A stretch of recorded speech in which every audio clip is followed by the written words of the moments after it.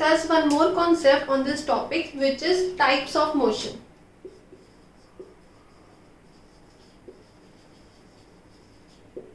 Basically, first you should know what is a motion. So when we say a particular object moves with respect to time, then we say that the object is undergoing a motion. For example, there is a path. If the object is at point A at one particular time, and in the next minute it moves to point B, so we can say that the body has covered a certain distance. That means there was some motion going on from point A to point B. Now, when the motion has now been discovered, there are a few types of motion also. Like the first example, the first type of motion is the rectilinear motion. This rectilinear motion means that, as in the name it says, linear. So basically, linear means when the object is going in a straight line, it is not moving here and there. So we can say that that motion is known as a rectilinear motion. For example, if I am walking on a road, so that is, I am walking on a straight path, that means I am going to be undergoing a motion of rectilinear. Or for example, if an object is moving on a straight road, that is also an example of rectilinear motion. So linear means it is going in a straight line. Next type of motion is the circular motion. In a circular motion, we can see that when the object is going along a circle, that means this is a circle, so the object is going along the circle. It is known as the object is going under a circular motion. So for example, if we take the case of a swing, that is merry-go-round, so that merry-go-round actually moves in the form of a circle. So it is an example of a circular motion. Or we can say that the planets revolve around the sun. So revolution means they are going around the sun and they travel in a circular path. So we say that the motion is a circular motion.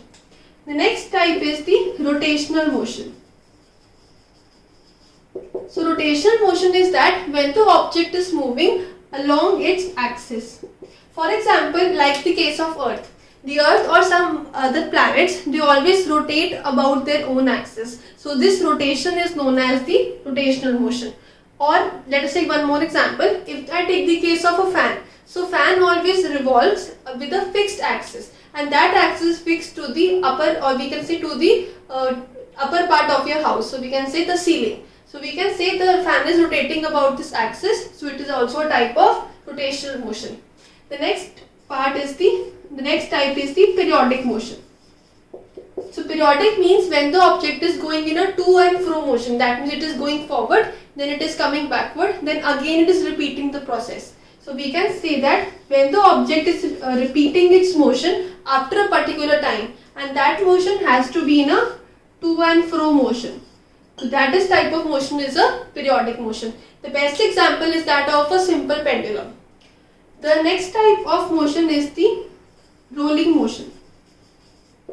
Basically, rolling motion is the combination of two types of motion in which the object is rotating as well as it is moving forward. Like for example, if I take a case of a moving vehicle, the wheel of a moving vehicle, it is rotating at the same time and it is moving forward also. So it is a type of a rolling motion. So such type of motions have a combination of two motion. Like in this case, it is rotational plus it is translational. Translational means it is going forward. It can be in a straight line or it can be in a curve. So we can say that when it is rotating and when it is moving forward, so it is combination of two motion. So it comes into the category of rolling motion. So these were the 5 important types of motion. The first was a rectilinear. That means the object is moving in a straight line. The next is that we have a circular motion.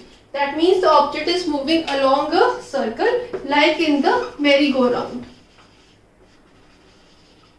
Or if we take the case of the planets that revolve around the sun in a solar system. And the next we have the rotational motion in which the object rotates around its axis. For example, the Earth, which rotates about its axis, and the case of the fan.